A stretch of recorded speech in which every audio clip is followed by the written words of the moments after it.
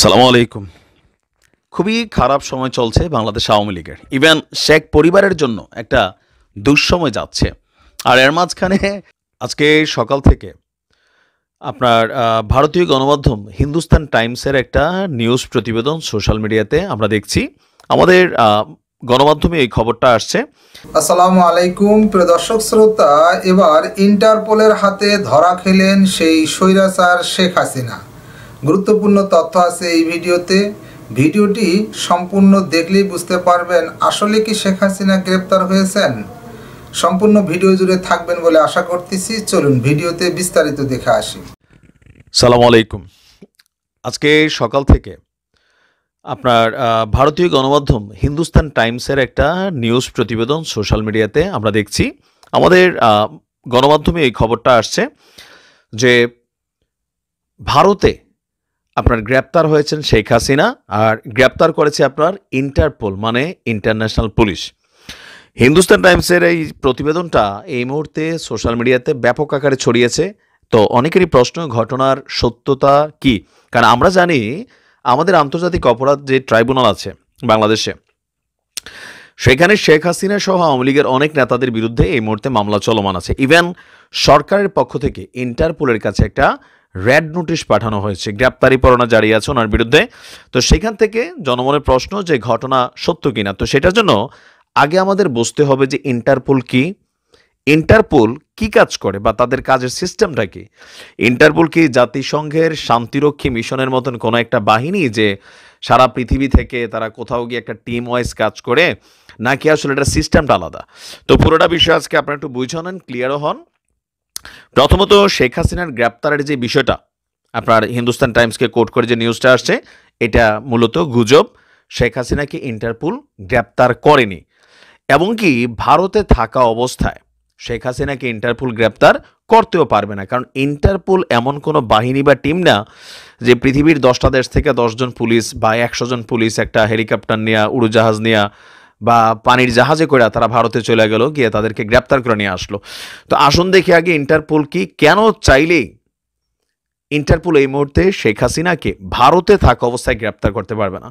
তিনি যদি ভারতের বাহিরে যান তো সেই ক্ষেত্রে হয়তো তিনি গ্রেপ্তার হতে পারেন, কিন্তু ভারতে পারবেন না। প্রথমত ভারত সরকার তাকে আশ্রয় দিয়েছে। তো ইন্টারপোল কারা, এবার আসেন আপনি বাকি অংশটা এখান থেকে বুঝে যাবেন। আমরা এবার দেখছি যে ইন্টারপোল পুলিশ কিভাবে কাজ করে।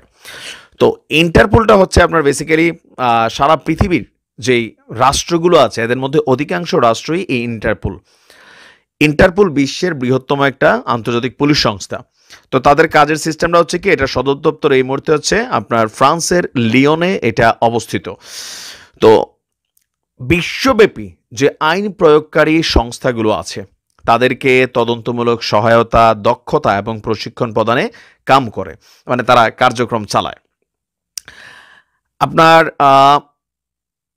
আমরা যদি দেখি একটি গ্লোবাল পুলিশ কমিউনিকেশন সিস্টেম, সারা পৃথিবীর প্রত্যেকটা দেশ যারা এই ইন্টারপোলের সাথে কানেক্টেড আছে, বাংলাদেশের পুলিশও কিন্তু ইন্টারপোল, ভারতের পুলিশও ইন্টারপোল, তার মানে প্রত্যেক দেশের যে পুলিশ প্রত্যেকেই ইন্টারপোলের সদস্য। এখন বাংলাদেশ থেকে যখন শেখ হাসিনার বিরুদ্ধে একটা রেড নোটিশ গেছে, ইন্টারপোলের মাধ্যমে গ্রেপ্তারি পরোয়ানা জারি করার চেষ্টা করা হচ্ছে, তখন একটা তথ্য ভারতের পুলিশের কাছে যায়।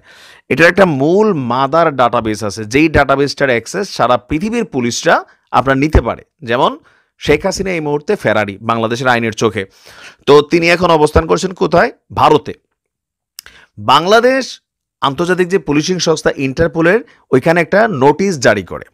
তো সেই নোটিশ বা একটা রিকোয়ারমেন্ট থাকে যে আমার দেশ থেকে অমুক ব্যক্তিরা পলাতক। তো ইন্টারপোল করে কি তাদের সদর দপ্তর থেকে এই চিঠিটা যেই দেশে শেখ হাসিনা এই মুহূর্তে আছেন সেখানে ফরওয়ার্ড করে দেয়, মানে ভারতকে ফরওয়ার্ড করে দিছে। তো ভারতের পুলিশ করবে কি, তাকে নজরদারি করবে আর তাকে গ্রেপ্তার করবে। কিন্তু ওই ব্যক্তি যদি ওই দেশের সরকার কর্তৃক আশ্রিত হয় তাহলে ইন্টারপোল সেখানে কাজ করে না। তার মানে ভারতে ইন্টারপোল শেখ হাসিনাকে গ্রেপ্তার করা মানে হচ্ছে ভারতের পুলিশ শেখ হাসিনাকে গ্রেপ্তার করতে হবে। বিষয়টা এমন না যে অন্য কোনো দেশের পুলিশ গিয়ে শেখ হাসিনাকে গ্রেপ্তার করতে পারবে, যেহেতু ভারতের সরকারই আপনার শেখ হাসিনাকে আশ্রয় দিয়েছে। সো ভারত থাকা অবস্থায় তাকে ইন্টারপোল গ্রেপ্তার করতে পারবে না। এখন আমরা যদি দেখি যে ইন্টারপোল একটি ডেটাবেস সরবরাহ করে যা পুলিশ বিশ্বব্যাপী অ্যাক্সেস করতে পারে।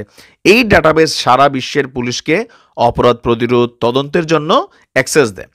ডাটাবেসে অপরাধগুলো যেগুলো থাকে, ক্রিমিনাল প্রোফাইল, ক্রিমিনাল রেকর্ড, চুরির রেকর্ড, চুরি যাওয়া পাসপোর্ট, যানবাহন, আর্টওয়ার্ক, জালিয়াতি, তারপর হচ্ছে কি বলা হয় যে ধরেন এরকম বিভিন্ন রকমের ফেরারি বা জঘন্য হত্যাকাণ্ড, বিভিন্ন ধরনের অপরাধী যারা আছেন তাদের বিরুদ্ধে কাজ করে।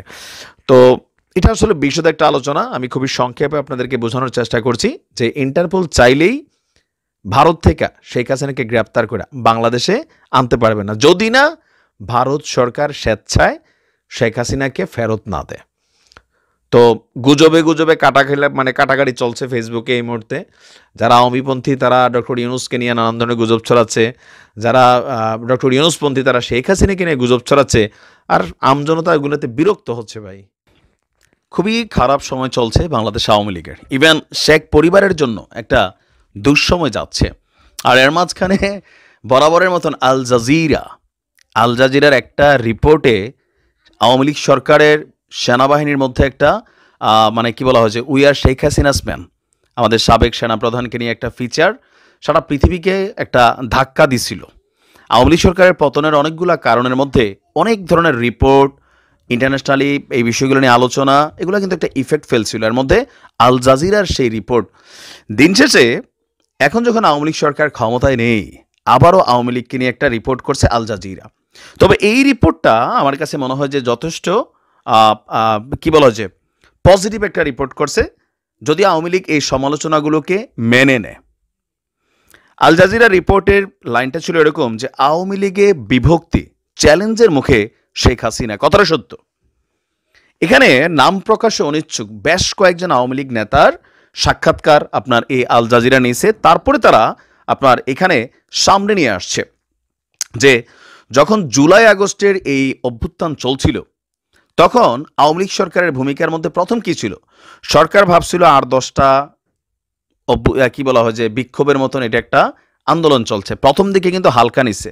ইভেন আমরা তখন সবাই বলছি, যখন আবু সাইদ গুলি খাইছিল তখন শেখ হাসিনার উচিত ছিল আবু সাইদ ইস্যুতে একটু কথা বলা, আবু সাইদের বাড়িতে যাওয়া।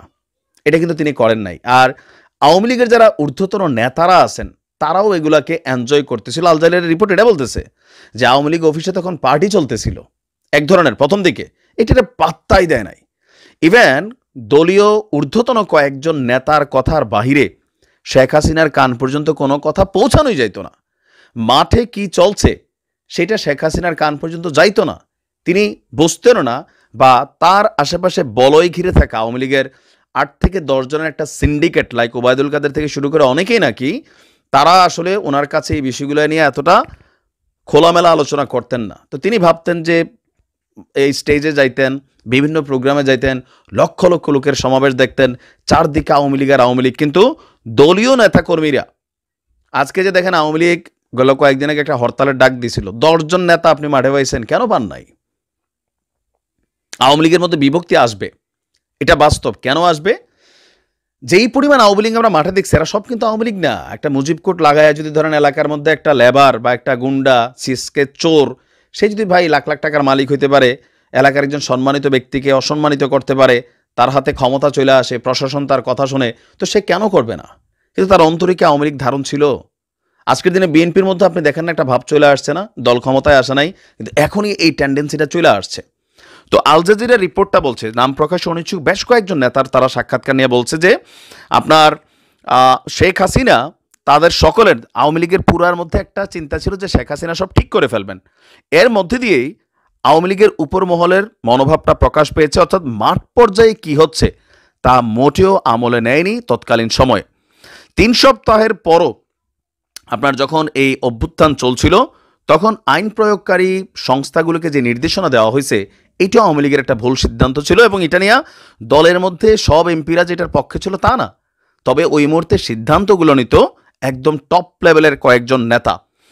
আর এখানে আমরা যদি দেখি যে আপনার এই মুহূর্তে আওয়ামী লীগের মধ্যে যারা হাইব্রিড ছিল তারা কিন্তু আস্তে আস্তে ঝরে যাচ্ছে। খুলনায় আওয়ামী লীগের ছাত্র বিষয়ক শাখা বাংলাদেশ ছাত্রলীগের স্থানীয় সিনিয়র একজন নেতা বলছেন, যখন টেলিভিশনে নাটকীয় পলায়নের দৃশ্য সম্প্রচার হচ্ছিল, তখনও কিছু নেতাকর্মী নিয়ে আমি খুলনা রাজপথে অবস্থান করেছিলাম। আমার একজন সিনিয়র নেতা ওনাকে ফোন দিয়ে চেষ্টা করলাম, তার ফোন ছিল বন্ধ। ওই মুহূর্তে আমার মনে হলো আমাদের সঙ্গে প্রতারণা করা হয়েছে। শেখ হাসিনার আচমকা পলায়নটা কোথাও না কোথাও পুরো আওয়ামী লীগকে হিলাই দিছে।